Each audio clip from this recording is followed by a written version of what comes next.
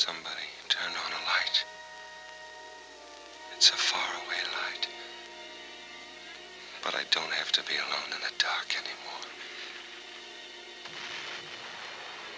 My head hurts. Somebody's here with me. Easy. Lie still. Tell him it hurts. Why can't I talk? Doc, look at me. Look at me hard. See it in my eyes. I need somebody. It hurts me. Help me. He came to a little while ago. Seems to be in a lot of pain. He'd be letting you know it, too, if his jaw weren't bandaged so tightly. Let's control the pain. Quarter grain MS every 4 hours, more often if necessary. Yes, sir. What's happened to me? What am I doing here? When I don't even know where I am. You gonna be all right, Doc? Taylor, every chance in the world. It was a pretty tough job, though. He must have been right on top of that grenade when it blew. He was. How's he gonna be, Doc? In time, as good as ever. That's good enough.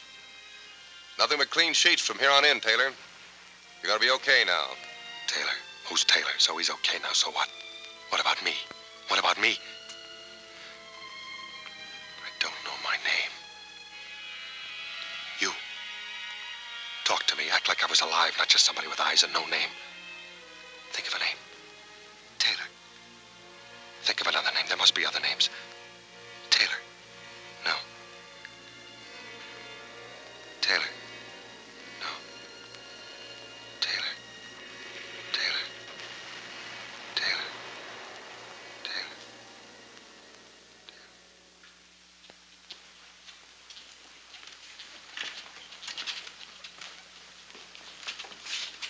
Good morning.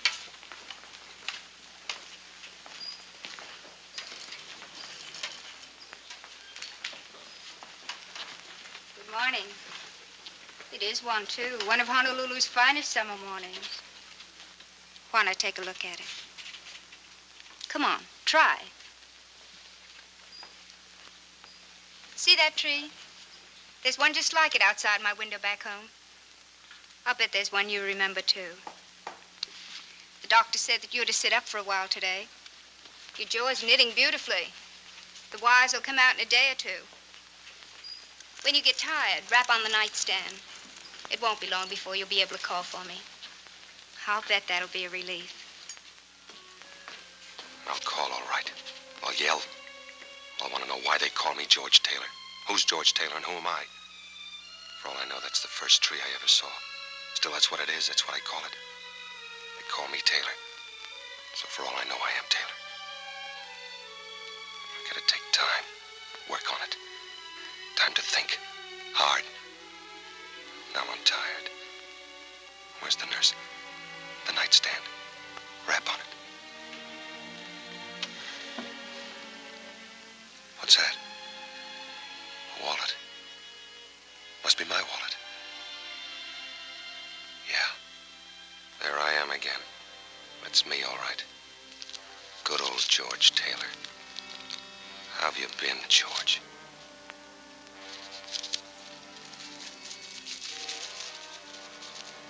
These are my last words to you. That's why I write them, so that I can always be sure that these were my last.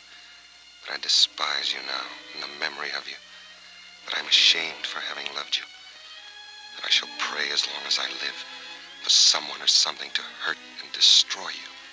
Make you want to die. As you have me. Who writes letters like this? Who do they write them to? Men they despise, whose memories they despise. The memory I haven't got. Won't be long and I'll have to talk. Think fast. Now they only know my name. If I tell them I don't remember, they'll backtrack. They'll dig up that memory and throw it in my face. I've forgotten that man. Somebody's praying for him to be hurt and want to die. I won't let them know I can't remember. I won't let them dig him up.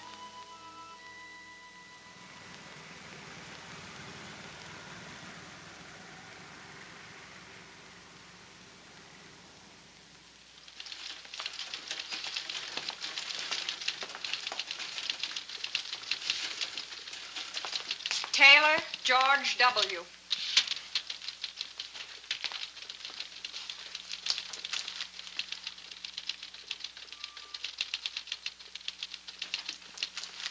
Hello, Taylor. Sit down.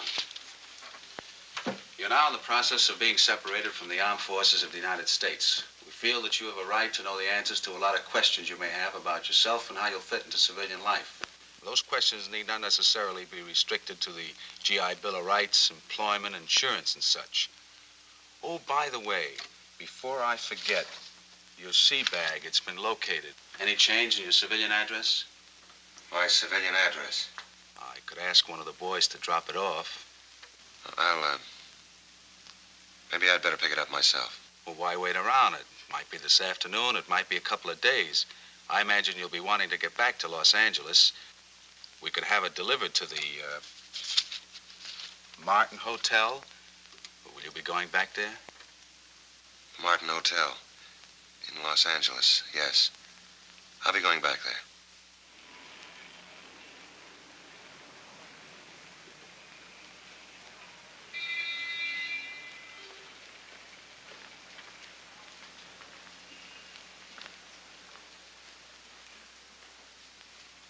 Can you give me some information?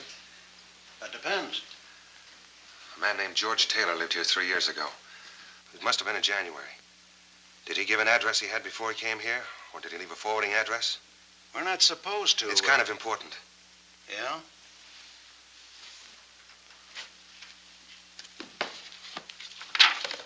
Summer 1942. January 1943. T. Taylor. Did you say George Taylor? Yes. Afraid you have the wrong hotel, son. There's no George Taylor in our books. Well, maybe it was November or February. This runs through from July to July, and there's no George Taylor. I'm sorry, son. What's the matter? Aren't you feeling all right? Yeah. I guess I just made a mistake. I thought, well, I see you got the Purple Heart, and I thought that maybe... No, it's okay. I don't suppose you've got a vacancy, have you? Oh, we're all filled. Always one or two. Thank you. Our bellboys are all out of the Army, but they still ain't convinced they won't get jobs as bank presidents. It's 618 straight ahead as you get off the elevator. Thank you. And I'm sorry about not finding your friend.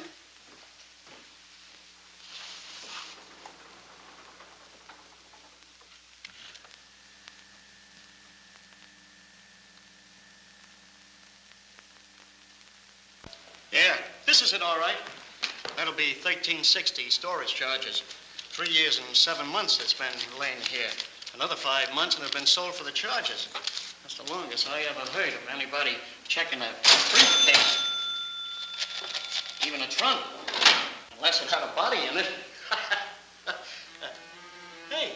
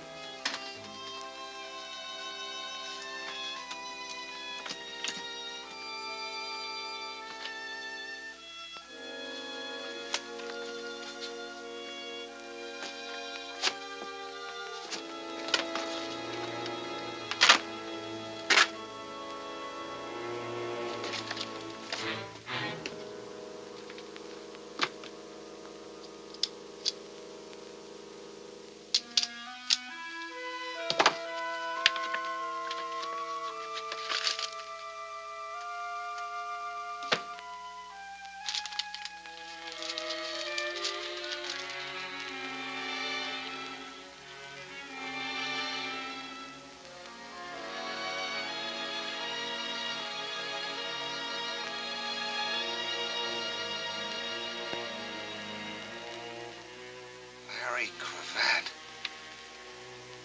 Your pal, Larry Cravat.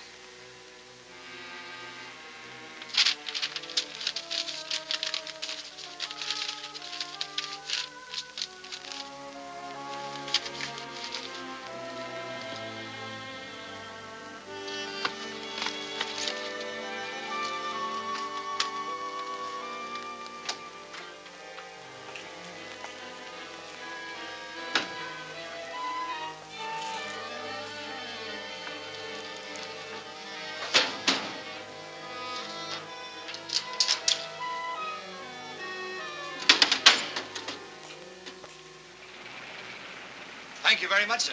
Come again. And I'll be sure and send that uniform.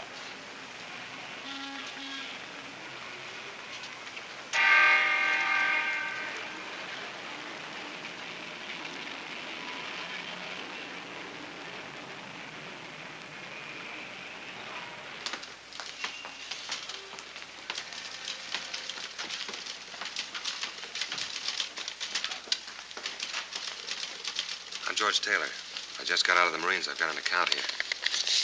Here's my identification. I'd like some money. Of course. I'll check the account and have it for you in a moment. Larry Cravat. My friend who opened the account for me. Could you give me his present mailing address? Cravat? Larry Cravat, surely.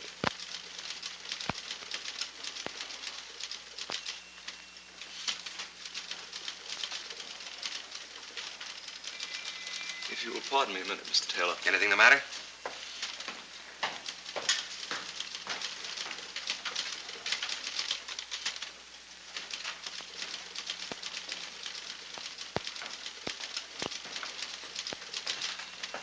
What's going on?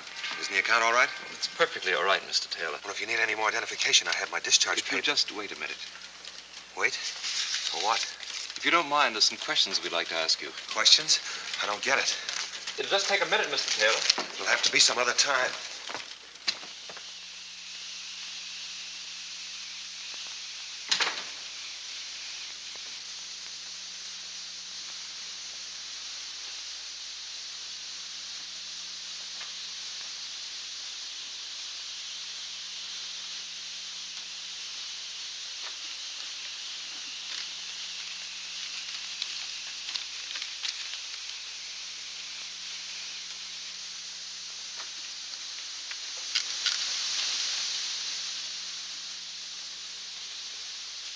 Maybe I can help you. I was looking for Cravat. Larry Cravat. What made you think he was hiding in the desk? Well, I got a letter from Cravat on your stationery. Lots of people use our paper. Nobody here by such a name. Well, the letter was written 3 years ago. Maybe you worked here then. I was working here then. I don't know no Larry Cravat. Well, maybe he used to come in a lot. Maybe somebody else here knows him. Nobody else is here but me.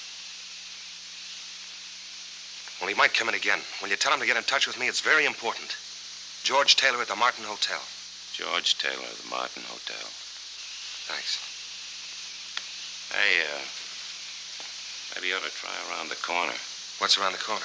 Cafe called the Cellar because it's in a cellar. Lots of guys get loaded there and then come over here to sweat it out. Maybe you ought to ask there about your pal. What time's it open?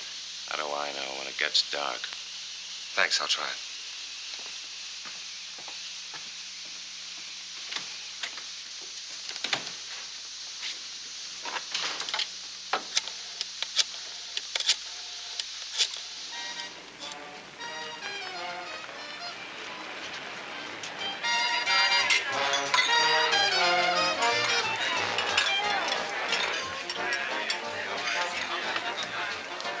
Larry Cravat come in yet, honey? Larry Cravat? I'm sorry, I wouldn't know. Thanks anyway. Good evening, sir. Mr. Cravat's table. Mr. Cravat to the Surrey. See. I'm very sorry Mr. Cravat has no reservation this evening. Well, you might have forgot. I'll wait for him at the bar. Thank you.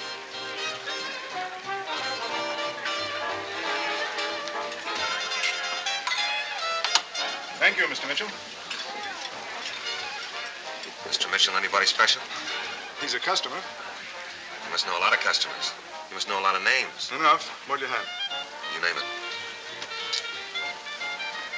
Been around here a long time? Ever since they took the bars off the door. A friend of mine used to come in a lot. Maybe you know him. Larry Cravat? I used to know Larry Cashman, but that ain't Cravat. Well, maybe you could ask around. Maybe some of the other boys would know him. Could be. I'll ask around, Mr. Taylor. George Taylor. I'll ask around, Mr. Taylor.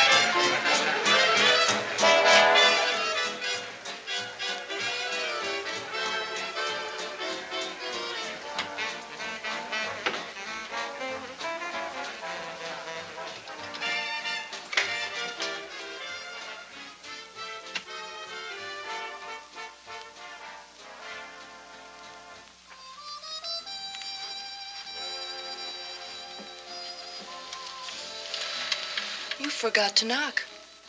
I can explain if you'll let me. Out. Not right now. Get out of here. I'm sorry. Suppose I yell the roof off. And I'd have to stop you. I bet you'd try at that. You know, I can't make up my mind whether this is a pitch or you're some kind of a nut. But if this is your idea of a pitch, then I know you're a nut. Who owns this place? Who wants to know? I do. This and a half a dozen other spots are owned by a very nice guy named Mel Phillips. He keeps me working. You got a match? He must keep a lot of people working. All kinds of people. Sure. Busboys, waiters, captains, cooks. Characters that sit around on bar stools waiting for me. Is that supposed to make sense?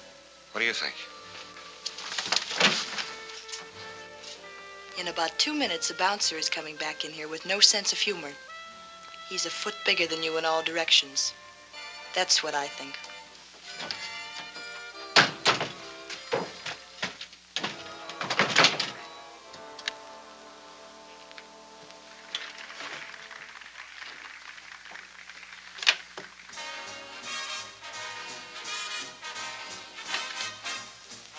Christy, darling, by the time you get this, I'll be Mrs. Larry Cravat. Mary.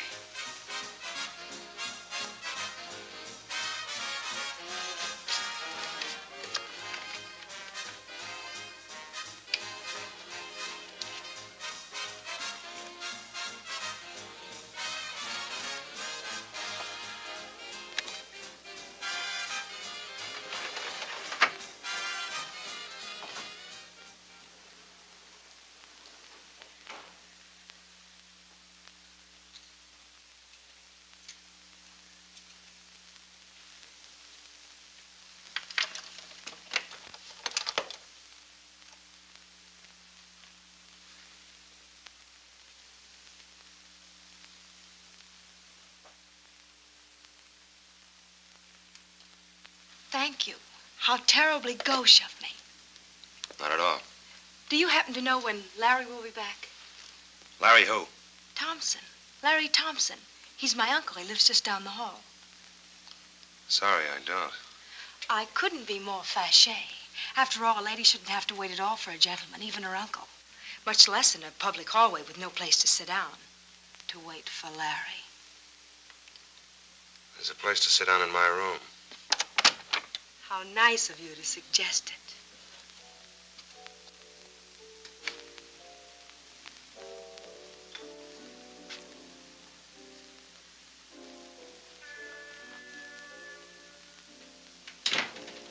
This is rather exciting, unconventional to say the least. Haven't you got a French word for it? Should we just abandon convention and introduce ourselves? My name's Phyllis. Phyllis what? Oh, I imagine it's one of those things. Rich, high-class family wouldn't want it known their daughter waited around crummy hotel halls, is that it? Well, that's putting it a little crudely.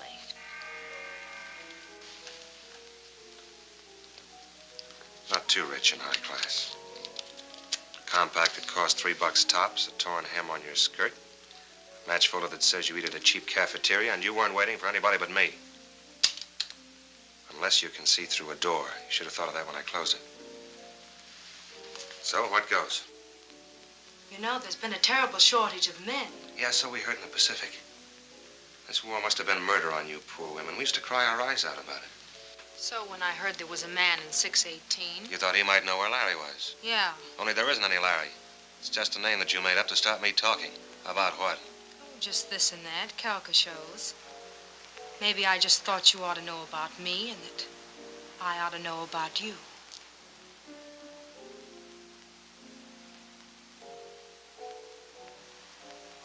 Did you have fun?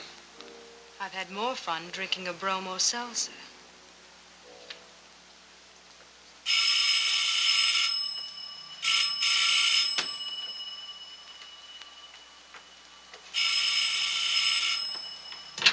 Hello? This is the barkeep at the cellar. I got that information you wanted about that certain party. About Larry Cravat? We're closing up now. You come down here, I can answer some questions. You can answer one right now. Who told you where to reach me?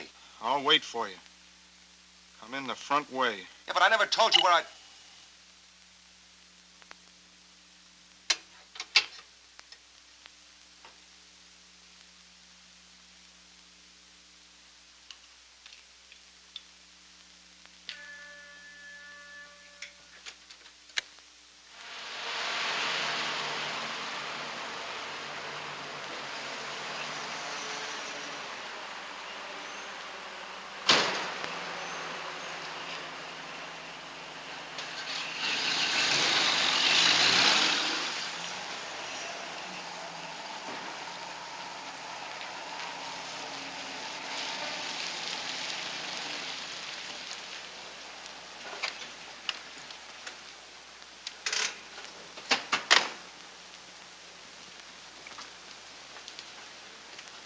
Taylor. Somebody wants to see you.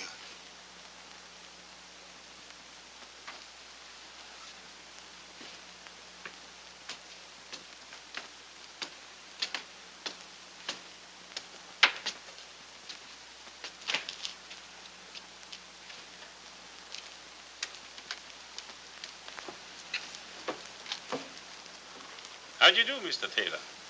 Nice of you to come. Please get in. Hubert, open the door for Mr. Taylor. I didn't come here to meet you. True, but I came here to meet you. Professor Einstein, to the contrary, there is just so much time, and every moment gone is a moment gone. Please, step in. Why? Get in the car. The bartender was paid to call you, to arrange this rendezvous. He has long since gone home to his wife, his bed, and his racing form. You and I have much to talk about. What, for instance? Are you being stupid, Mr. Taylor, or stubborn? What, for instance? I can't believe you're stupid. Larry Cravat, then, for instance. What about Larry Cravat? That was going to be my question to you. You tell me. Come. Sit beside me and we tell each other. I'll listen from here. Not stupid, but stubborn.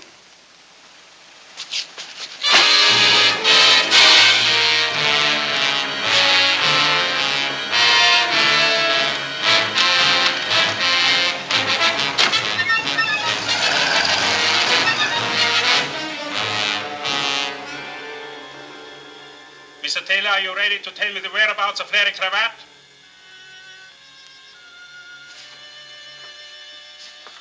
Then will you tell me why you want to know? I'm just looking for him.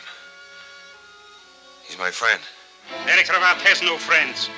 And you have to stop looking for him. Mr. Taylor, do you understand? You have to stop looking for him.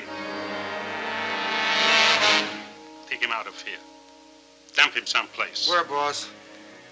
There was an address in his pocket. 723 Gramercy Place. Take him there.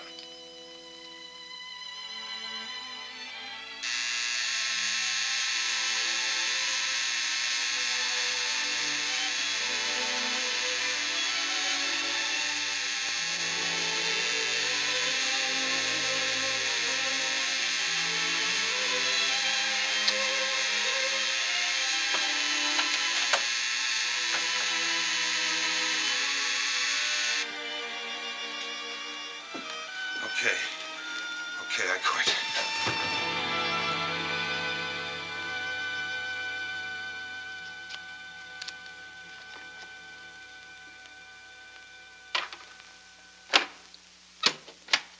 Now what? How does the inside of your mouth feel? Like it's full of raw hamburger. That's just what it looked like. What did they hit you with? Rubber hose. I can't figure you out. You're not an open book exactly. Why did you steal Mary's picture? Well, for one thing, she's married to a man I'm looking for. She's Mrs. Larry Cravat. If you even knew Mary, then what you just said is as dirty and rotten as anything I've ever heard. I don't know her, but if she's Mrs. Larry Cravat, I want to. You can't. I've got to.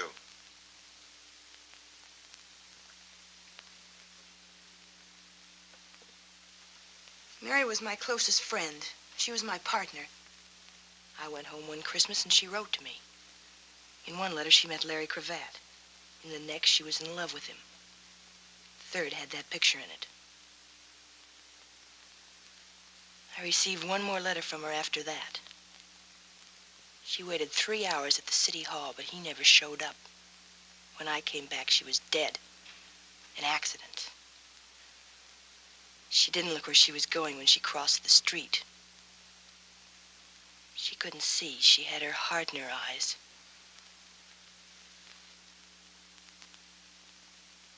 I'd like to meet Larry Cravat someday. Quite a character. I'd like to meet him, too. So would the boys in the back room. They didn't believe I didn't know where he was. Why do you want to meet him? I think I'll go now. How far do you think you'll get? The nearest foxhole, maybe. I'll be watching my hotel. All sorts of people. What's your name? Taylor. George Taylor. It's all over town. I may run for dog catcher. Look, I've got to talk to somebody. I'll go crazy if I don't talk to somebody. I'm somebody. I think you are. What do you know about amnesia? Not much. Something that happens to you. You forget who you are or where you belong. Isn't that it? Every now and then you read about it in the newspaper. A guy named John Doe was picked up in a fog. Never happens to anybody you know. It happened to me. Yeah, for all I know, I might have been born 6 months ago. It's a joke because 6 months ago I woke up in a hospital. It's where babies are born, in a hospital. Only this was different. It was in the South Pacific, and it wasn't a maternity ward. My jaw was wired. I couldn't talk. I couldn't ask who I was. I nearly went nuts. Then I found my wallet. There was a letter in it. No name, no signature, just a letter. It told me about myself. It told me good. And then I lived with that letter. It went around in my head like a crazy squirrel on a hopped-up treadmill. I was scared and I was sick. Sick to my heart at what the letter said I was like and scared of anybody finding it out. Scared I'd find it out myself. I didn't want to know anymore. So I kept my mouth shut. I got away with it, got my discharge. And I thought maybe I could start with a brand new score pad. But you can't just throw away. How many years of living? I don't even know. Do you know what it's like, Christy, to be alone in the world? Really alone in the whole world. 1 billion people, and every one of them a stranger. Or what's worse, not a stranger. Somebody maybe who knows you, hates you, wants you to die. Then last night I found another letter. This one was from Larry Cravat. Said he was my pal. Imagine I had a pal. So I started looking for him. That was this morning. Since then I've been chased by hoodlums, beaten up. That's quite a pal you're looking for. I can't be choosy. He's the only one I've got. It's like that joke about the crooked gambling house. He's the only one in town. So why don't I go find another town? You mean run away and hide? Why not? Sure. Why not? So I'll be alone for a while. It won't be for long. I'll make up a story for myself. I got away with it before. I can do it again. I'll go where people will believe me, where they'll leave me alone. Where I won't have to answer questions and ask them. As long as you believe yourself and leave yourself alone and not ask yourself questions. I'm tired of being pushed around. The war's over for me. I don't have to live afraid anymore. Except when you're by yourself and alone. I've got to find that guy. Even if he's the healer of the world, I've got to find him because he knows about me. What am I going to do, Christy? You'll keep swinging. Something's got to break. Who's that? Take it easy. Maybe this is the break. I forgot to tell you, I phoned Mel Phillips while you were out and asked him to come over. Why? Because I want him to beat you up some more.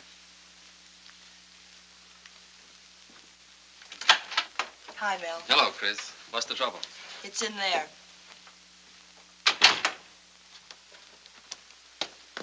George Taylor, Mel Phillips. This is the character I phoned you about. The one that keeps falling through doors with me on the other side. Hello, Taylor. Hello. Some hot coffee, Mel? Thanks, Chris. No sugar. I know. I understand your trouble started at one of my places, the cellar. Do you want to tell me what happened? It's all right. You may have heard I don't like that sort of thing. I've kept the hoodlums out of my clubs, and they're going to stay out. I'd appreciate you telling me what happened. It's all right. Forget it. I called Mel before you told me about things. Thank you, Chris. If you make up your mind to stay around, I'm sure he can help you. All right, Taylor, will you help me? There's a reason I was so late getting here, Chris. The police called just after you did. One of my bartenders was found in the vacant lot. They figure he was dumped out of a car. Which bartender? John. Is he the one I talked to? I asked him if he knew a man I was looking for. After that, he set me up with the two characters who chased me into Christie's room. And who was the man you were looking for? His name is Larry Cravat. It's beginning to bore me. Larry Cravat. It's funny, I think I know it, but I can't place it. What does he do? I don't know. Whatever he does, he seems to keep pretty busy. Why are you looking for him? I just want to find him. Private reasons? They're good enough. Well, anyway, there are two of us looking for him now. There are more than two of us, Mr. Phillips. The police, for instance? Maybe. Any reason why we can't go ask them? They might want to know who's asking and why. Which takes us back to the private reasons. Look, Taylor, if I go to the police, and I probably will, don't worry about my bringing you into it. I appreciate that. I could put you in touch with a friend of mine. He's a police lieutenant. His name is Kendall. He's an all right guy. He'd keep it off the record. Thanks, just the same. Do what you can, though, will you, Mel? You know I will, Chris. That's my boy. You'll have me believing that. Look out. So long, Taylor. So long, Mr. Phillips. Thanks. Not at all. Good luck. Good night, Chris.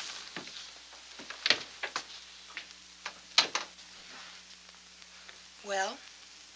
He's a nice guy. That's the only kind I know.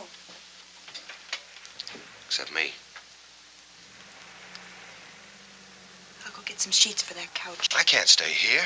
Why not? I won't need any sheets. This will do fine. Well, then, I'll see you in the morning. Don't forget to look under your bed. Lock your door. I'll do that.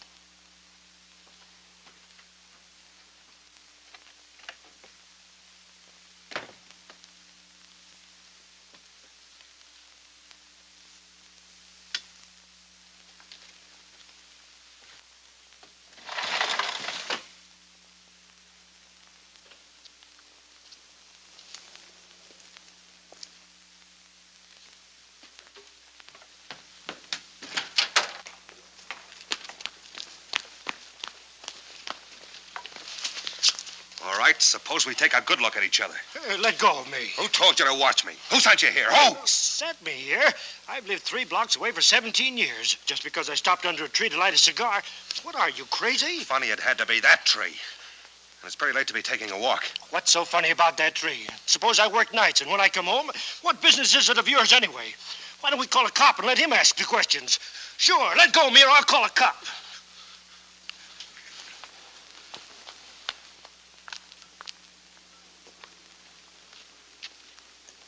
Now what? I can't play along like this anymore. I'm getting the jumps.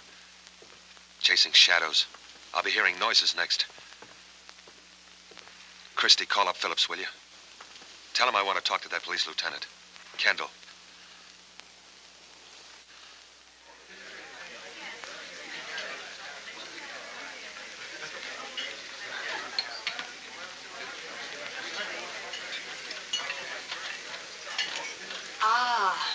In case you don't know it, George, this is why you fought the war. The 4 freedoms and fried shrimps for Christie. That was a battle cry at Iwo Jima. Thank you. Here he comes. Hello, Mel. Hiya, Don. I'm sorry I'm late. Looked for a while like I wouldn't get away at all. Come on, sit down, sit down. Yeah, we're a little short-handed over at the office. Big post-war boom in homicide. We went ahead and ordered. What did you have? Oh, I never eat lunch. No, it keeps me sleepy all afternoon. You've seen Christie around the cellar? Yeah, sure. How are you? And this is the friend I called you about, Tom Carter. Tom, meet Lieutenant Kendall. Hello, Lieutenant. Hiya, Carter. Hey, that stuff will kill you. Say, I know what's strange about you. You've got your hat off. It's hard for me to believe you're a detective. You're kidding, but I get that in the level all the time. It's almost impossible to make a pinch without your hat on. They just won't believe you. Well, it's the movies, I guess. If they'd only make pictures where detectives would take their hats off indoors, just like anybody else. I was wondering, Don, whether you could give Tom here some information. Tom Carter, wouldn't it? What about? Would you know anything about a fellow named Larry Cravat? Quite a bit. Would you? Not a thing. A pal of mine in the service asked me to look him up about a personal matter. This pal of yours in the service, I suppose he was killed before he could tell you very much about Cravat. That's right. Oh, that's too bad. Do you know where he can be reached? Well, if we did, lady, maybe we'd reach for him. No, he dropped out of sight quite a while ago. We did a lot of looking, but since it was impossible to believe that he was any smarter than us, we decided he'd been bumped off. Now, if you'd have asked me that 2 days ago, I'd have guaranteed that. What happened since 2 days ago to change it? Yesterday, an ex-soldier named George Taylor showed up at a bank with a letter from Cravat. That's why I asked you whether your pal was dead. He acted like he didn't want any part of the place. Hadn't been back to his hotel room since.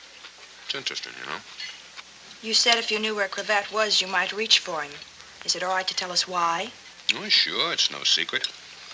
When Cravat faded out, $2 million faded with him. It was all over town at the time. Didn't you know about it, Mel? I never knew anybody that could even count that high. That pal of yours, the one who got killed. He didn't have a couple of $1 million stashed away someplace, did he? Sure, lots of us did. We save it out of our 60 a month. I'm not impressed. I make that much in tips on Monday night. But may I ask one tiny question? Who was Larry Cravat? Well, to begin with, he was a private eye. He came out... Pardon me. It sounded like you said I. A private eye is a private detective. Oh. Yeah. He came out here maybe 5 years ago from the East. He got a license, painted his name on the window, and put his feet on the desk. Then for about 2 years, he investigated husbands that played golf when it rained, and wives that didn't come back from the public library till midnight. But he paid his rent on time. And then somebody dropped 2 million clams right in his lap. Coffee? Please. Don? Oh, I never touch it. It keeps me awake. You better have some. You're going to be pretty sleepy this afternoon. That was some drop, $2 million. How's a thing like that happen? Well, it's a long story. Don't ask for details, but here's most of it. It started over in Germany when one of the Nazi hotshots saw the handwriting on the wall. He sent the $2 million over here. And then before he could come over after it, he got knocked off by one of the fellow members of the lodge. And here was this big chunk of dough floating around loose in this country like a paradise at a fireman's ball. It moved east to west. Each time it moved, it left a stiff behind it with his fingers stretched out. The boys play rough for that kind of lettuce, you understand. Somehow it got to Los Angeles. Somehow Cravat got mixed up with it. I don't know much more than that. Except that when Cravat blew, so did the jackpot. Sounds like one of those to-be-continued next issue stories. Yeah. Well, I got to get back. I shouldn't have come, but I did it instead of my lunch hour. You shouldn't go without eating like that. It's not good for you. Lieutenant? Yeah, something else? How does this other fellow tie in, this, what's his Taylor. name? George Taylor. I don't know yet. Maybe not at all. Maybe he has as little to do with it as any of us. Well, I should think you'd have picked him up. You must have a description. Oh, those eyewitness descriptions. Right now, he could be anything from a jockey to a Siamese twin. Later on, you narrow him down. No, he'll probably come in by himself sometime. If not, we'll go out and pick him up. These fortunes, they kill me. This ain't bad. Well, I'll see you some more, huh? Bye. Bye. Bye, Don.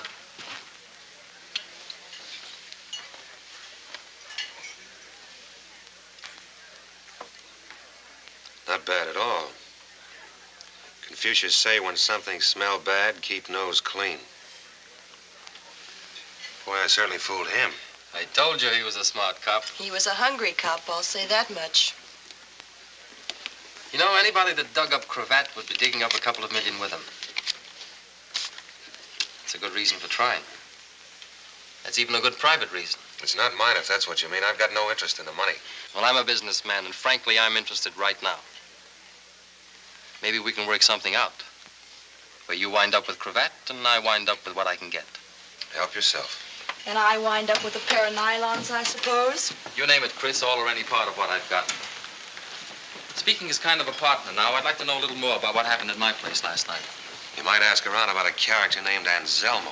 Anselmo? Very polite man with a very wet face. He shut his eyes every time Hubert hit me, then he told him to hit me again. I've heard tell of Anselmo. They say it in whispers. I'm sure he's just a misunderstood boy. Well, of all the nerve, a ticket. And I had lunch with a cop. Seems somebody left a note for you.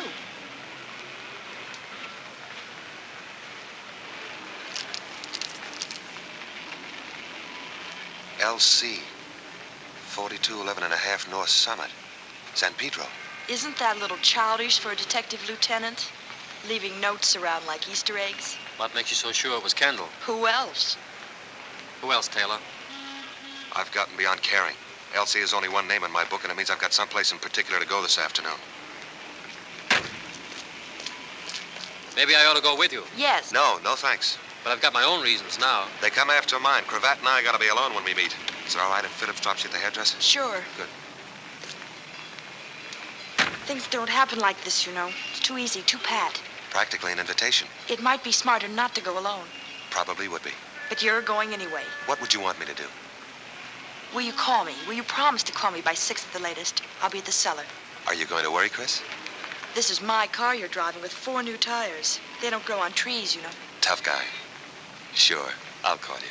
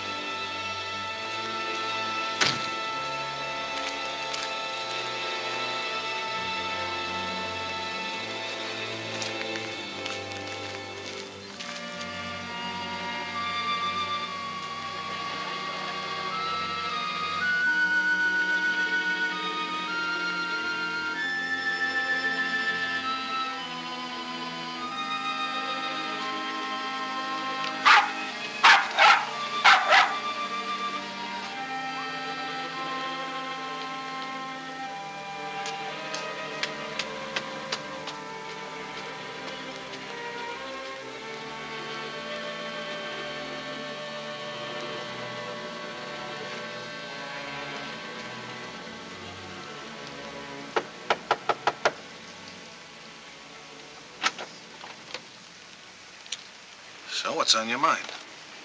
I got a message that Larry Cravat was at this address. Oh, you sure that's the name? You sure it ain't John Smith or Joe Blow or No Head Hennessy? I said Larry Cravat. Yeah, that's what you said. You remembered it. You got a head on your shoulders. Now take it out of here before I bust it. You're getting a little too excited, mister. Maybe you're Larry Cravat. How do you like this guy?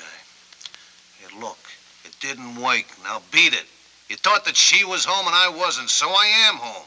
So I answer the door, so you quick ask, does Oscar Fink live here, or do you want to buy a canary? I don't know what you're talking about. That's all, brother. What's going on out here? What's he selling? What's he selling? You wouldn't know, of course. You never seen him before, of course. If it's insurance, I'll take a little on him. Double indemnity. What's that mean? Means if I beat your brains in, I get paid double. Whatever it is, mister, we don't want any. We haven't got any. I'm looking for Cravat. Whoever he is, we'll look somewhere else. Yeah, look someplace else. Maybe she could suggest where. Gotta have a special place, huh? He wants to know, can you suggest some place he can look? Doesn't he know I'm a lady? Tell him I busted my crystal ball and he'll have to find one for himself. She busted her crystal ball. You'll have to find one for yourself. Crystal ball? A fortune teller. Ask her which one she goes to. Which one do you go to? Crystal ball's a fortune teller? Tell him I never use them, and he can go look on Terminal Dock, and if he doesn't find one, he can jump off it.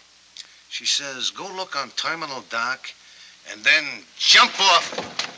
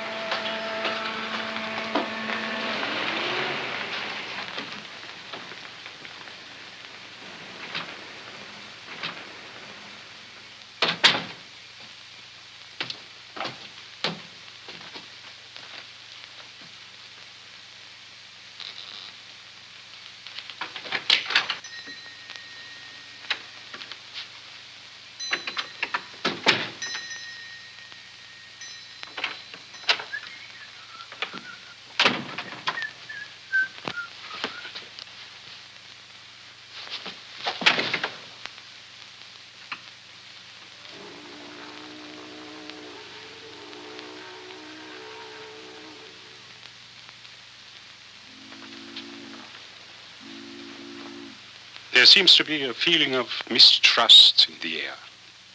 I wonder why. Have you come for revenge, Mr. Taylor? Do you perhaps have a revolver or some other lethal weapon with you? I turned all those in when I got this button, Anselmo. I'm as surprised as you are.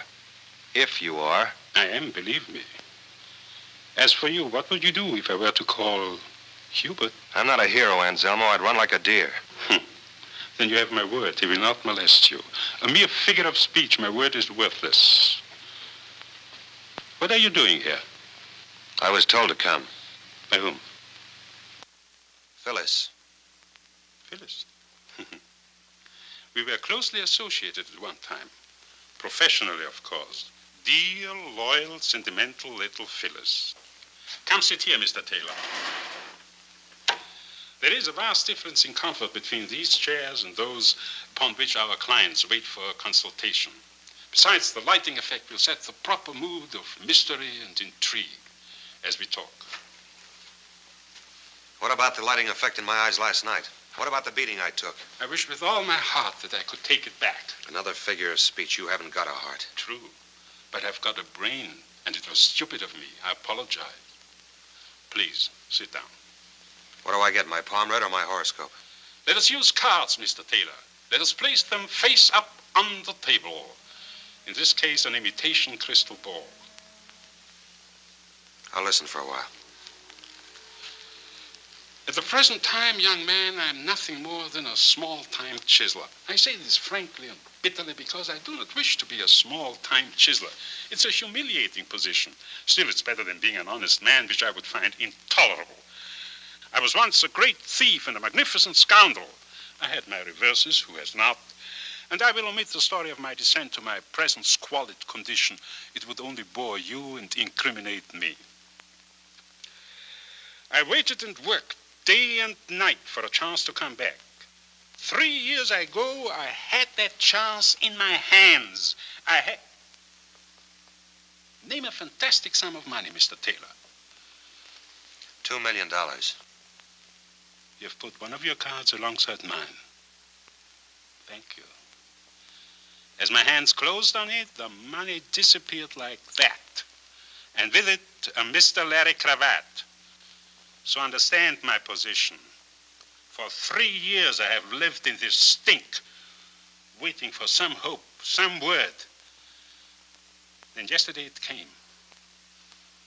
From a Turkish bath, from a nightclub. I approached you, you were reluctant. You wouldn't say why you were looking for him.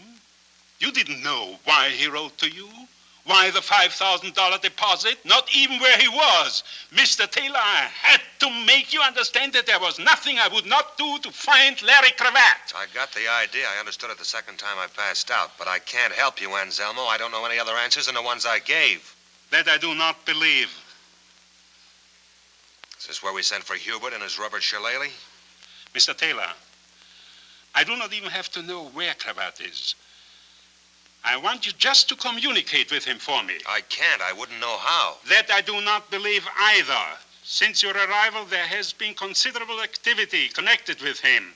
You cannot be unconcerned with it. You cannot be without some contact, some connection. And supposing I could reach Cravat, what would the message be? Phyllis, darling. You look like a couple of witches. What cooks? How thoughtful of you, little one, to send dear Mr. Taylor to me. Stop talking like Bela Lugosi. How did you know where to find me? I didn't know I was going to find you. I got a note that said Larry Cravat was at 4211 and a half Summit. I don't get it. From whom was the note? I don't know. And don't try to beat it out of me. I don't know. Why would anybody want to tie me in with Larry Cravat? Anybody. I can think of somebody who would have every reason in the world. Mr. Cravat himself. Did you know him? We just met. I was going to know him a lot better. Anselmo. The professional relationship which I mentioned earlier. We are still partners, Phyllis. Are we not? Don't start that now. Don't try to mix me up. Till you called me yesterday, Cravat was a name in an old phone book. You sent me after Taylor. All right, I went. After all, I'm smart, Anselmo. You think I'd bring him down to that dump if I were on my own? Do you think I'd send him to you? Sit down and listen. I was about to give Mr. Taylor a message for Larry Cravat. Then you do know. I said, listen!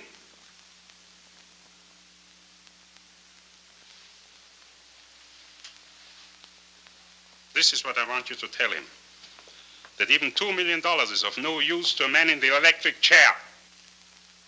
Suppose he doesn't understand the message. He will. Suppose he says he doesn't. Suppose he wants to know where you fit in. A reasonable question which I will answer. Mr. Cravat is wanted by the police for a murder which occurred on Terminal Dock. This very dock, 3 years ago. The murdered man was a gentleman from the East, Mr. Steele, I believe. The police have evidence that Mr. Cravat and another man were on the dock that night. They do not know who the other man was. However, Mr. Cravat's immediate and prolonged absence has strengthened their belief that Mr. Cravat was the murderer and that the identity of the other man is relatively unimportant. Let's say Cravat knows all that. He still doesn't know where you fit in. For a considerable amount of money, subject to negotiation, of course, I will present the police with the other man on the dock that night. He will confess to the murder and free Cravat of suspicion. How do you happen to know who he is? If he's reluctant to confess, the police will find a suicide and a signed confession, complete in every detail. That might be better in any case. What makes you think Cravat will go for a crummy deal like that? Because it's to his advantage. Because it's probably to your advantage as well. What do you mean by that? Mr. Cravat deposited $5,000 to your account. Why? He was not a charitable man. It is more likely that he was paying for services rendered. What were you being paid for? There is every likelihood that the unidentified gentleman on the dock that night was you, Mr. Taylor. I'm in the middle of nowhere. I'm in betwixt and between. Dark is the starlight above me, never knowing you love me. I go drifting from dream to dream. And so, if I wind up with no one, how can I help but be blue? I'm in the middle of nowhere. 'cause I'm getting nowhere with you.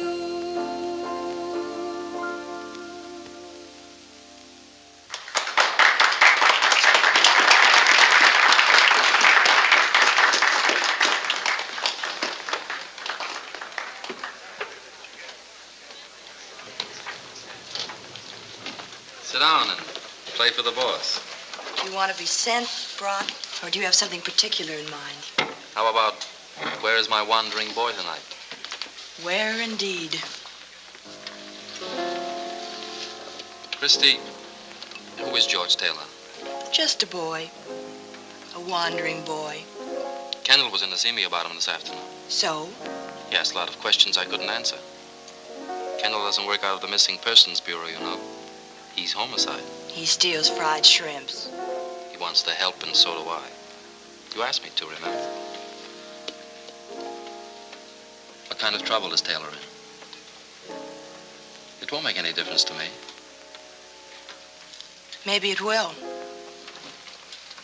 Because maybe it's murder. He called me. It's a murder that happened 3 years ago. Cravat was mixed up in it, and George thinks maybe he was too. Thinks, maybe? He's not sure. He's got no way of knowing. I don't understand that. Well, don't try, but believe me, he hasn't. I'll believe you. Where is he now? He phoned me a few minutes ago. He's been down at the harbor trying to find out all he could about it. There was a witness to the murder. A man who used to work on Terminal Dock. A man named Conroy. Conroy. Nobody's quite sure what happened to him. George found out where Conroy lived. He's gone to his house. Why? To get some answers to some questions. Makes sense to me. Not to me. Taylor doesn't make much sense to me. Taking a beating to find somebody he doesn't know, running down a 3-year-old murder. Christy, who is he? What's his angle? Where do you stand? Like always, my 2 feet firmly planted in the air. Take my advice and stay away from him. Don't get involved. In any way. Confucius say when something smell bad, make new friends. When something smells bad, believe me, it's in the air like an earthquake. Don't stand too close, Christy. Don't get hurt. In any way. I'm the girl with the cauliflower heart. You think. You're as tough as a love song. You've got your face turned up and your eyes closed, waiting to be kissed. Might not be a kiss, baby. Open your eyes and look around. That's mighty fine advice, Mel, and I'm beholden to you. There's only one thing wrong, though. What? I'm nuts about the guy.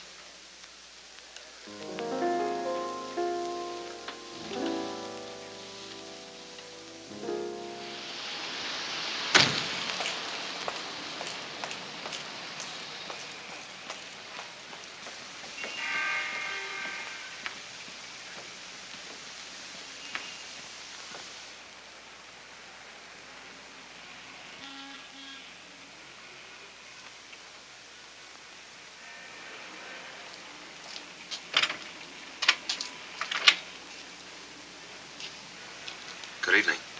I wonder if I could talk to Mr. Conroy. Come in.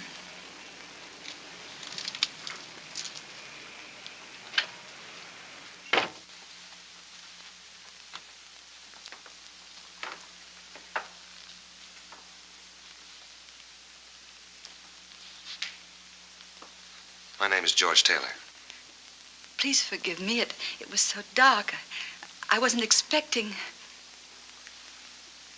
For a moment, I didn't know you, George. You've met me before? I said I was sorry. Oh, sure. That's all right. Well, won't you sit down? Could I get you something? No, thanks, really. What about Mr. Conroy? You're being very formal, I must say. Father's better, thank you. Better?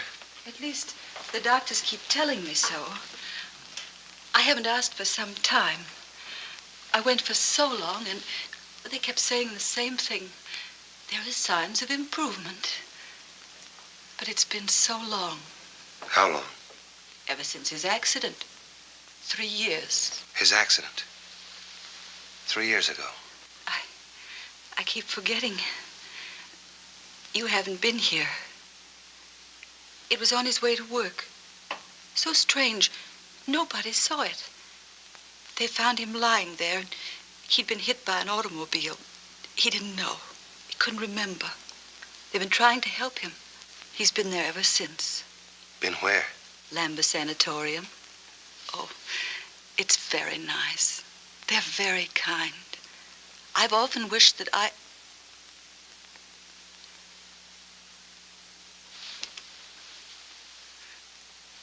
Memories have a way of getting stuck together like pages in a book, haven't they? The story in the paper that morning. A man had been murdered. Father read it aloud to me. I thought that very odd. He seemed pleased and happy. There was someone, he said, who would make us rich, and I would have a new dress. I'm afraid this one isn't very pretty. The man who was going to make you rich. What was his name? I don't remember. Was it Larry Cravat? It was so long ago. I don't remember things well, really. Only certain things. It's so funny. They seem to shine like little lights, and everything around them is dark. You said the Lambeth Sanatorium. Did I? Didn't you? You're going away now. I've got to see your father. You've acted very strangely. Well, I didn't mean to. It's just that I... You haven't even called me once by my name. It's Elizabeth, in case you've forgotten. I'm sorry, Elizabeth. But it's been such a long time. Yes, it has. And things change, don't they? In time. But time doesn't change. It goes on and doesn't change. I know, because I've watched it. The nights, days, nights are always the same. Dawns are always gray, and the days can have different colors, but the nights are black, and they're all empty. No. Only people change. They grow old and ugly and pitiful. Don't stare at me like that. I'm no concern of yours. Really, I'm not. You don't know me. Don't worry. I never saw you before. I lied. I made believe.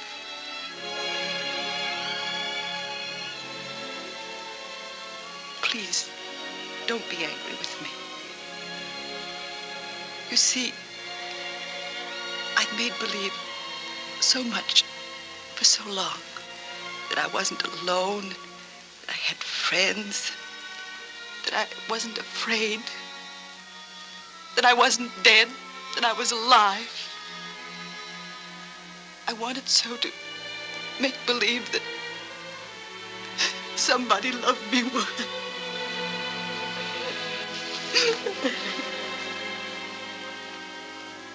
I know a little bit about being lonely.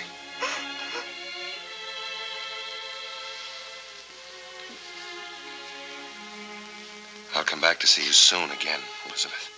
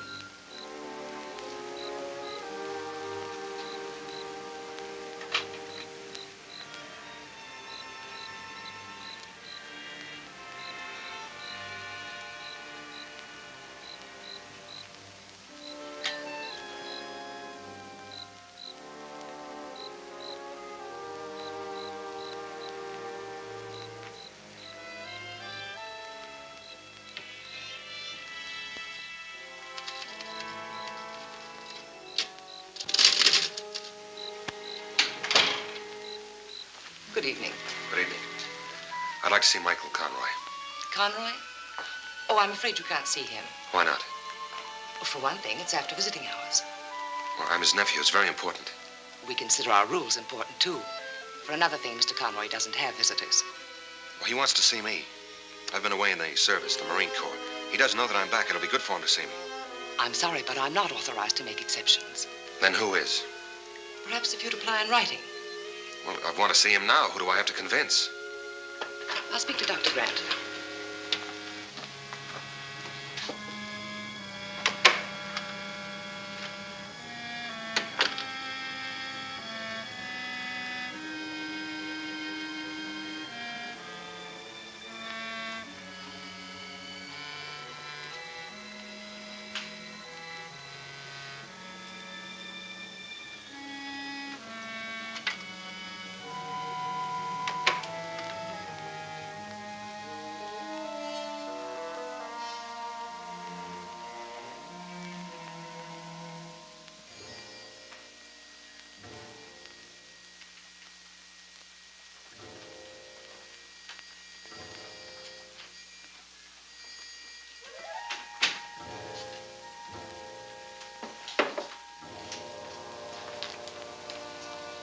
I wonder if you could help me.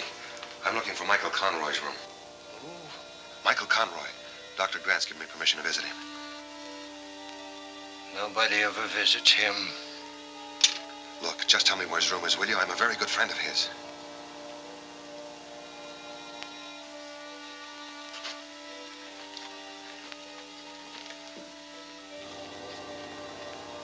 You're a friend of Michael Conroy? I'm more than that. It's 214. 214.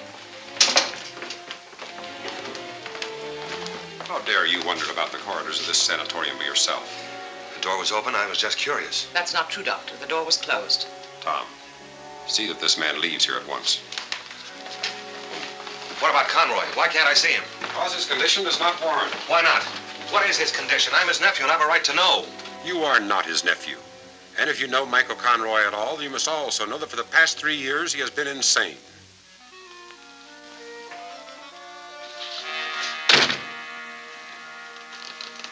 Out.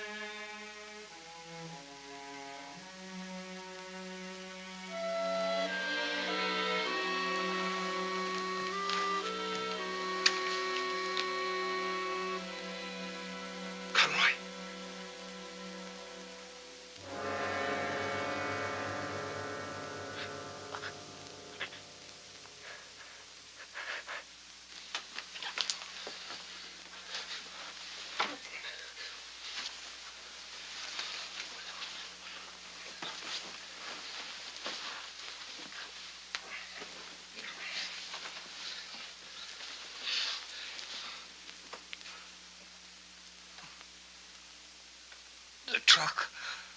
I didn't see it. It came out of nowhere. My head hurts. Are you Conroy? Michael Conroy. My daughter, she'll worry. Will someone? Her name is Elizabeth, and we live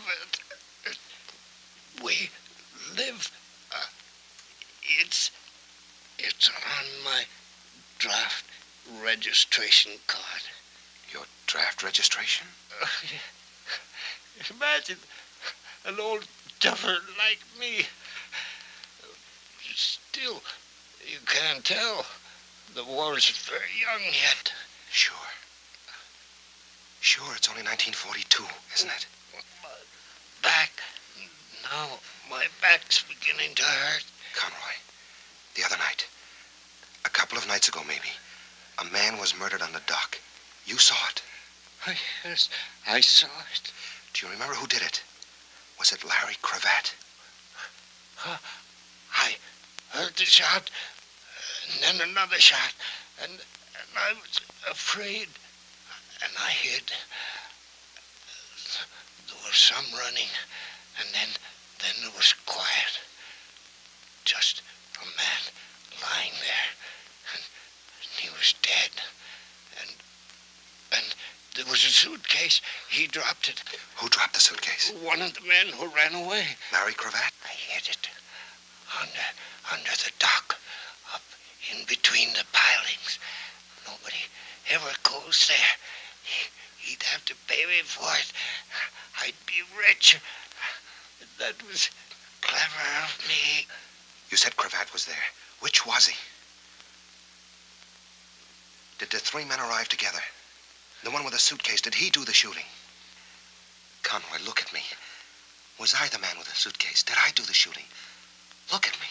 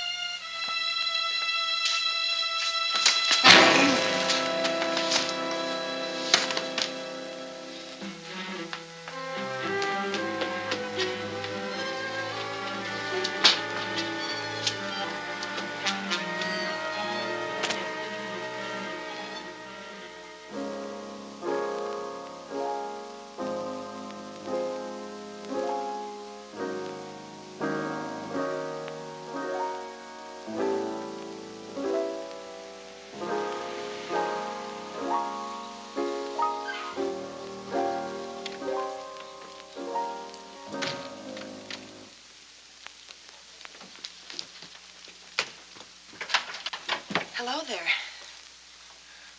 Can I talk to you for a minute? Well, it is a little late, but come in.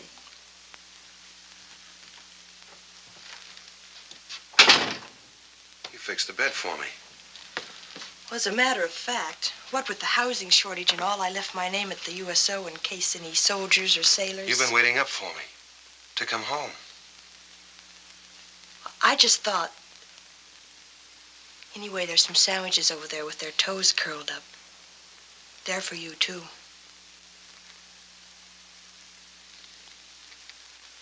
I guess I missed my dinner. Well, what are you waiting for? Nothing, I guess. I can't wait anymore. I don't understand that. It's no good, Chris. I've got to get out of here. Now, this minute? Now, this minute. I found Conroy. He'd been stabbed. He died in my arms. I had to fight my way out. Why? Why didn't you stay and tell the truth? With a dead man in my arms? Well, it was the truth, wasn't it? Why run away? Because that's all I can think of to do, because I live running away. But was Conroy able to talk? Did he say anything before? Yeah, everything I wanted to hear, all about a suitcase he hid under Terminal Dock. But what about Larry Cravat? Could have been a couple of other fellas. And it could have been you, Anselmo said. Why don't you say it, too? It's what you're thinking. Why don't you say it, too? I don't know what I'm thinking. I've got my eyes closed. I'm trying to open them and look around. You were running away the night you ran into my life. A man was killed because you asked him some questions. You were beaten up. You wanted to run away again. All you knew about yourself was in a mysterious letter you found. Then you lost your head and went after an innocent man in the street. Innocent? That's the one who killed Conroy.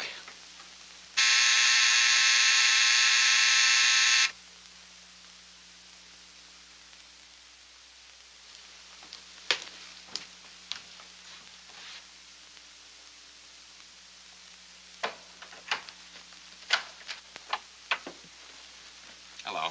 Hello? I've come for George Taylor. You must be a little mixed up.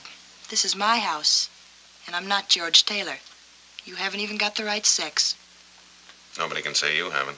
Thanks.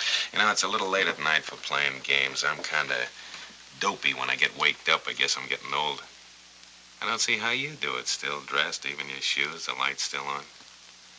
What do you say we don't try to mix each other up? Here's Taylor here. They're both in the kitchen, he and Adolf Hitler. You'll get promoted for this, Lieutenant. Yeah, it's a good one. I guess I was a little stupid about that, Taylor. I figured he was getting pushed around, didn't know who by. That's why I left that note in your car. I thought that he'd take one good look at Phyllis and get off the merry-go-round. I'll tell him if I see him. No, don't. It'd just make him feel bad. See, it looks like he killed a man tonight, a man named Conroy.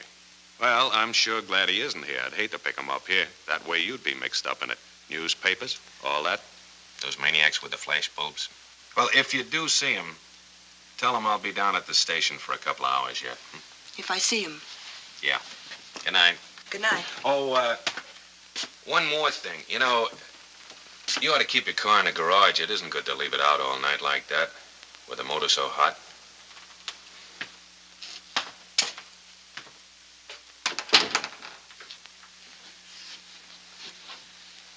I was coming out when he stopped me by talking about you. He knew it.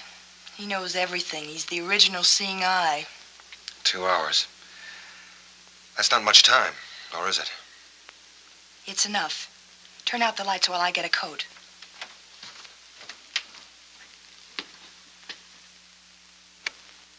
Where are we going? On a treasure hunt. After a suitcase under Terminal Dock. You're not. You're staying out of this. Remember what Confucius said. Now you listen to me. If it turns out that in your whole life you ever killed anything bigger than a horsefly, then I'm crazy and I want to be locked up. Tell that to Confucius. Chris.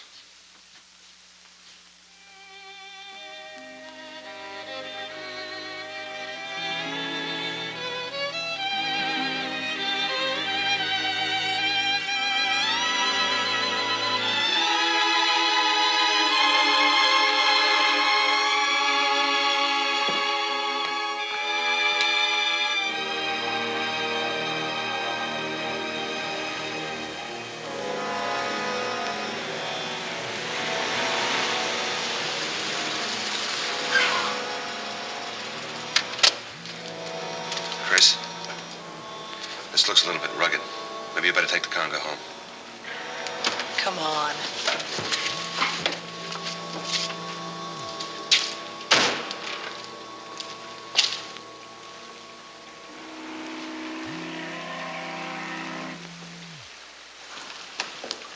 Must be a ladder along here somewhere. This is where the boats tie up. There's one.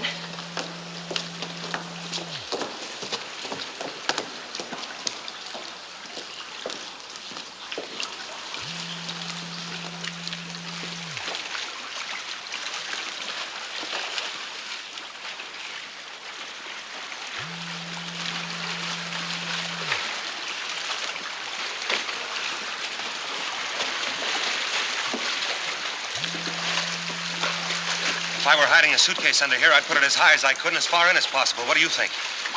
I think we should stay very close together.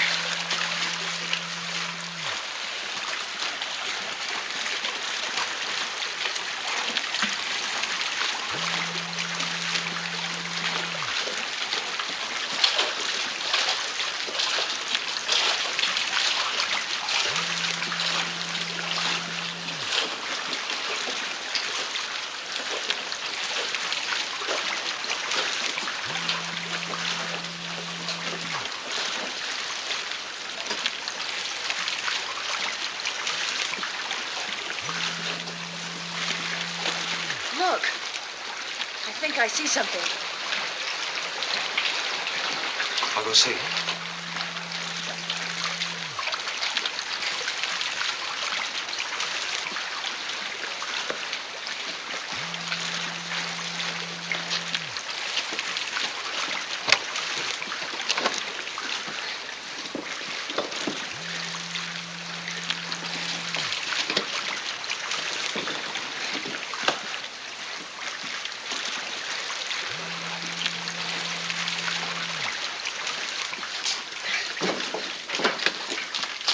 As though someone had been at it. Rats, probably. There's some things I'd rather not know if you don't mind.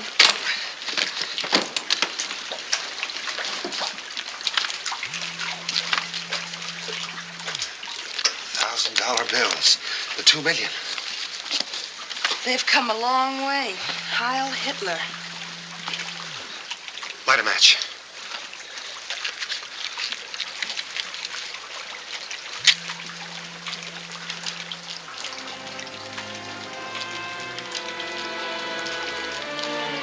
Light another one, quick. W. George Taylor. George Taylor. George Taylor. Meet Larry Cravat. Larry Cravat. George Taylor. I won't bother trying it on. I don't need a memory to figure this one out. A murder, a couple of quick changes, clothes and name, and then the hideout. With a brand new war on, what better place than the service? This doesn't prove anything, you know. Then maybe you ought to read this letter now. The one I found in the hospital, the one that told me... Here, read it.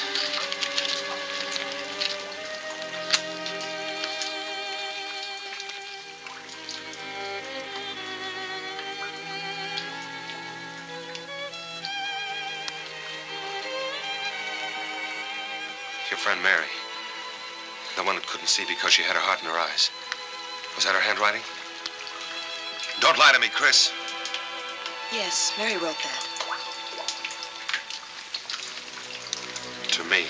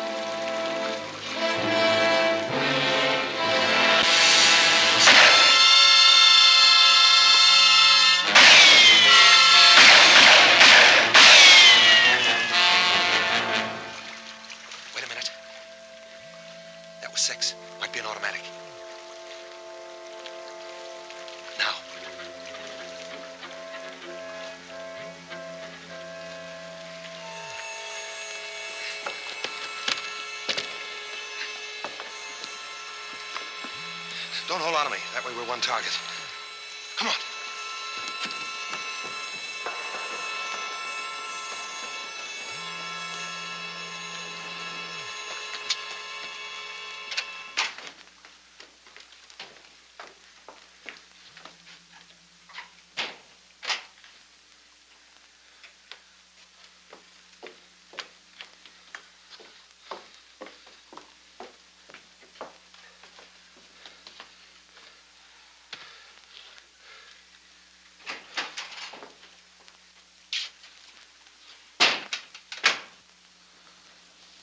Something else I've got to get used to.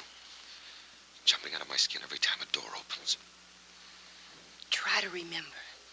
Try to remember, George. Larry. I've got a tailor named George. I can remember that much. Darling, look. Don't call me that either. That's something else I remember, too. Even if it didn't happen to me, but to a guy named Taylor. That's who you are. That guy. I'm Larry Cravat. And I killed a man on that dock 3 years ago. I don't know who he was, but I killed him and I dropped the suitcase and ran away. But But supposing the other man killed him, supposing you just ran away. The other man? The one you thought you might have been. Who is he? I haven't got time to start that all over again. My 2 hours are nearly up. Do you think you could ever have killed anybody? I know about George Taylor, no. But I can't speak for Larry Cravat, for me. I can. The answer is no. Thanks for your vote. Just because you've got another name. Even if you wipe out a man's memory, doesn't it stand to reason that his brain is the same? That his standards are the same? You didn't think much of him? I never thought of him as a murderer. And he could have changed for the better, too.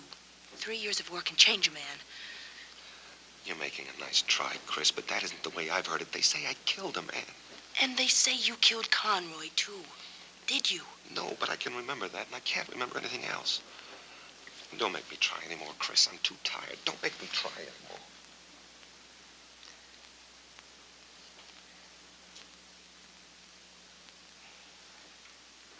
I'll get you a cup of coffee.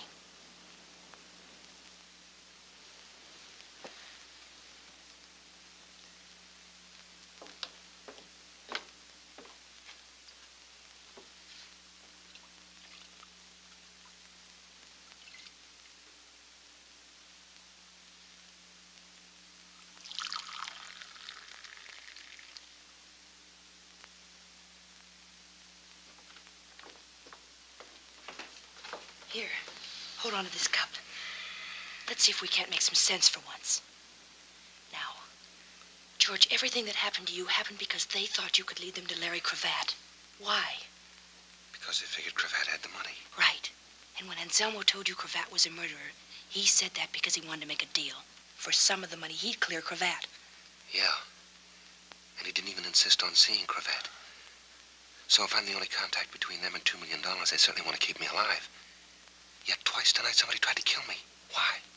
Because you were getting close to something more important than $2 million. You were getting close to whoever murdered that man on the dock 3 years ago. Shh. Chris, honey. Honey, listen. Conroy was crazy for 3 years. They staked out a man to watch him, to wait for him to be well enough to talk. Then I got to him. They tried to kill me before I could. When that missed, they had to kill Conroy. They couldn't take the chance. They sacrificed the money to shut his mouth for good. The way it turned out, they brought the poor guy to his senses long enough. What are we going to do about it? We're going to go trade in Larry Cravat on a murderer. Come on.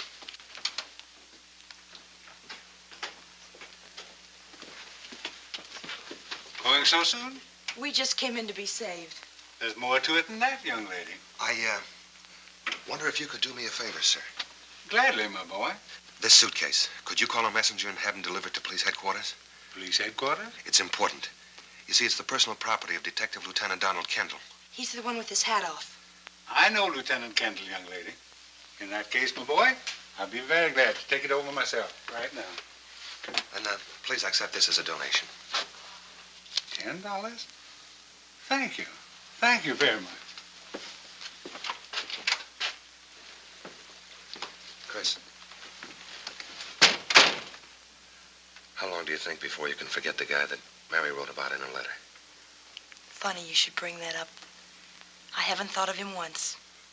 I keep remembering what it must have been that she was in love with.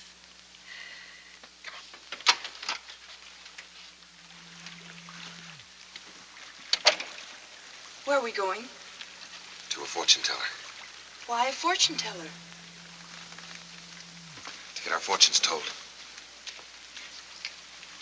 Well, if it isn't Hubert. Can we drop you anywhere, Hubert? We're gonna walk. Walk? Which way? Straight ahead.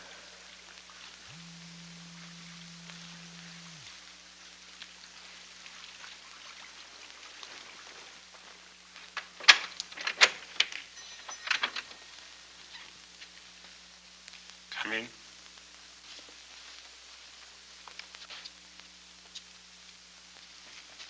Oh, it looks a lot more cheerful in here. What's happened to the Fu Manchu lighting effects?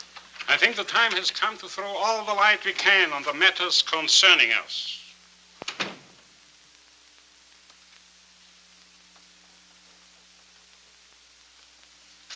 And who is the character with the hair? This is a Miss Smith. I get it. If it's around, I'm sure you will. Oh, we're having repartee, are we? We are not. Now that we are all here... But we are not.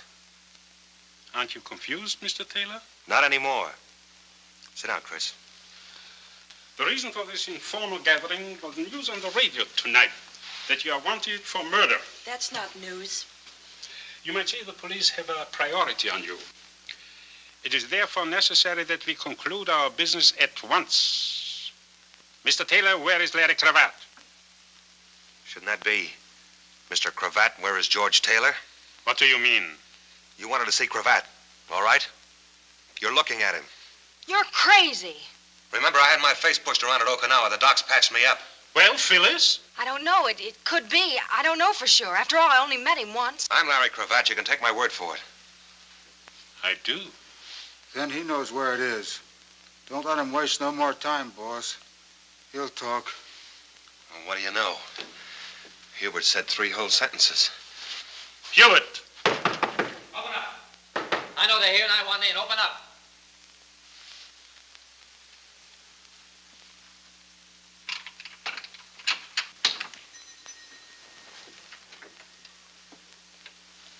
Hi, kids. I haven't had the pleasure. The name is Phillips, Mr. Anselmo. And your name is Phyllis. I've heard about you, too. She's a well-known society girl. I called your house when I got the news, Christy. I've been all over town since looking for you. It's a good thing I remembered your mentioning, Anselmo. Now that you are here, Mr. Phillips, why are you here? Because you wouldn't have a quorum without me. And because I'm an important stockholder in $2 million. Are you going to stand for that? Perhaps. At any rate, before any more partners arrive, I suggest you continue what you were saying, Mr. Cravat. Cravat? Bring him up to date, Chris. Secrets. I'll take the proposition you offered me, Anselmo, with one slight change. And that is? I don't want a fall guy. One of you, or one of your hired help, killed Steele on that dock 3 years ago. I want the one that did it. Do you maintain that you yourself were not the one? I know it. Well, in that case, I cannot tell you how sorry I am, Phyllis. Sorry, for what? I did my best during all this time. I saw to it that the finger of suspicion never touched you. What are you driving at? Everyone knows that you were with Cravat the night before the murder. But where were you on the night of the murder? With you. I was with you. With me? Phyllis, you shouldn't. You're among friends. Hubert was with me all that night. Was she here too, Hubert? No, boss. What is this, some kind of a gag? You're smart. You can tell a cheap frame. This is a laugh. Then laugh this off. That you were seen on the dock the next morning. That you were nervous and upset. That you threw something into the harbor, something that glinted in the sun. People will swear it was a gun, Phyllis. Well, here's one you could swear to. You and that big tub of lard. Baby don't get framed by your kind. Your kind come a dime a dozen. That accent don't score with me, and I'm not paying your bills. Look it up in one of your books, Anselmo. There's a dead bartender the cops want to know about. Hold it. Get over there. You too. I want the money too, but not that bad. My car's right in front of the door. Get in it.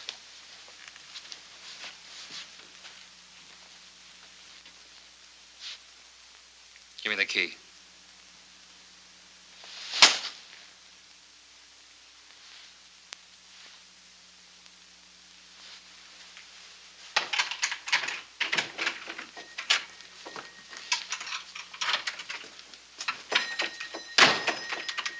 No, gentlemen, no. There's no time for that.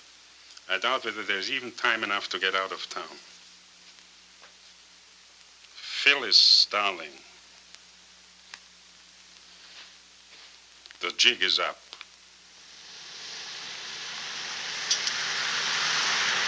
My car. We forgot it. We'll get it later. We're practically at the cellar now. I'll open it up and we'll have a drink. I could use one. No, I wouldn't say no. Be careful. Don't trip over any of the customers they forgot to clean out. It's a long time since I've worked behind the bar. You gotta promise not to tell the union.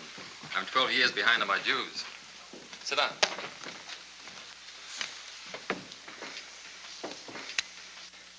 Stop me if I'm repeating myself, but you're a very nice guy, Mr. Phillips.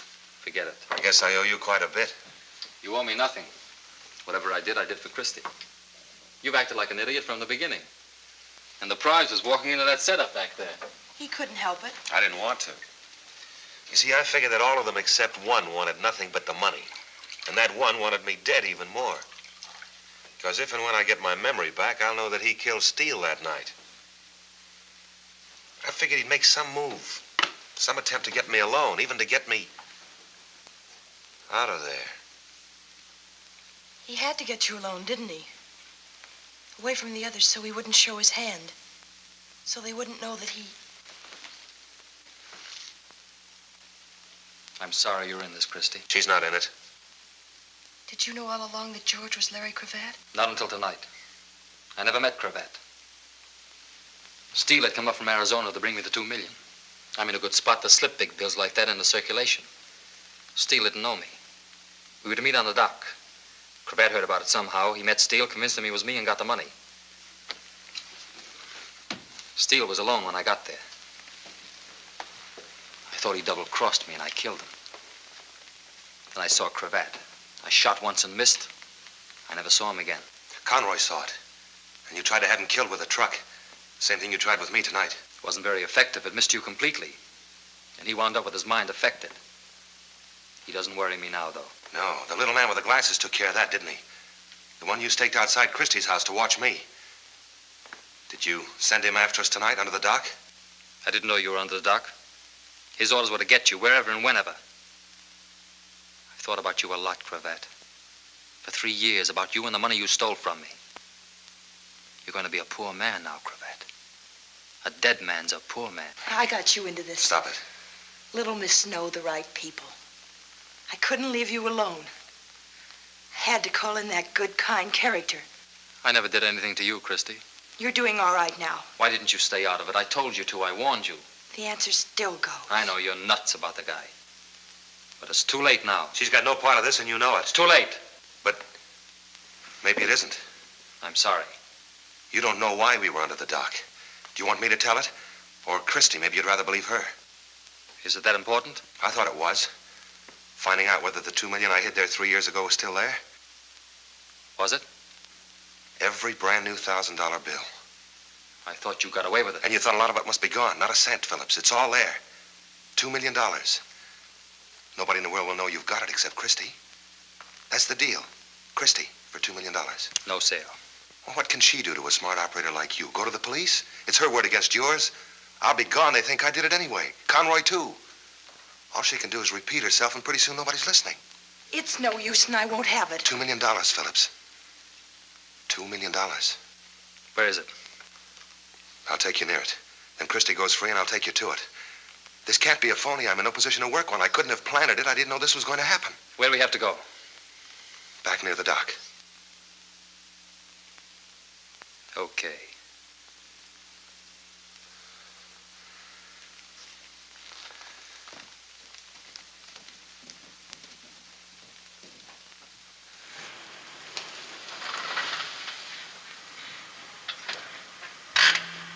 Where do we go? A couple of doors down. Leave the motor running.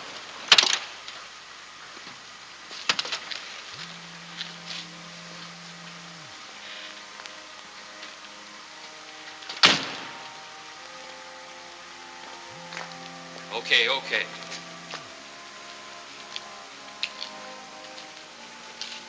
Back in the car. But the money's inside. Do as you're told. What about Christie? She goes too.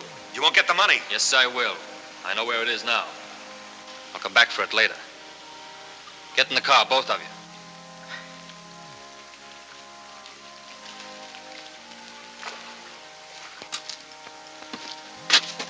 Don't anybody move.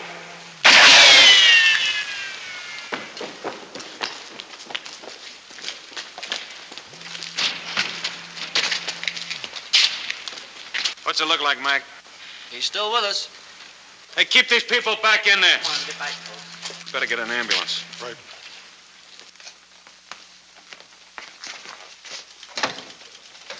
Get that stuff copied as soon as possible. Yes, sir. Did Phillips tell you everything you wanted to know? Yeah, with full details. It'll make better reading than Forever Amber.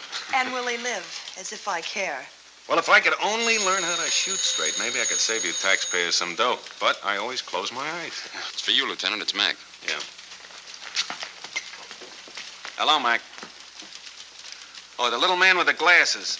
He used to work as an attendant at the Lambert Sanatorium. Lambeth Sanatorium, make that. Yeah, you can start from there. You got all the others. That's good. Okay. I'll see you. So, you know, that was a pretty sharp piece of thinking you did, bringing Phillips back to that mission. You knew I'd backtrack on that suitcase, didn't you? Well, the spot we were in, I had to think sharp and talk fast. You must have been a pretty good Seamus, Cravat. Seamus? Seamus is a private eye.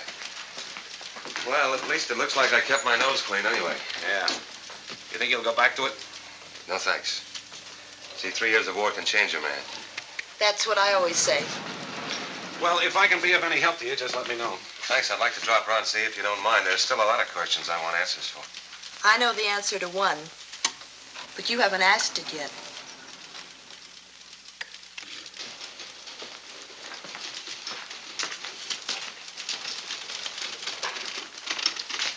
You know, Moskowitz, have you ever wondered why a detective keeps his hat on all the time? Can't say that I ever thought about it, Lieutenant. I found out why tonight. You see, if you have to shoot a man, you don't want to be holding a hat in your hand. Seems that the movies are right.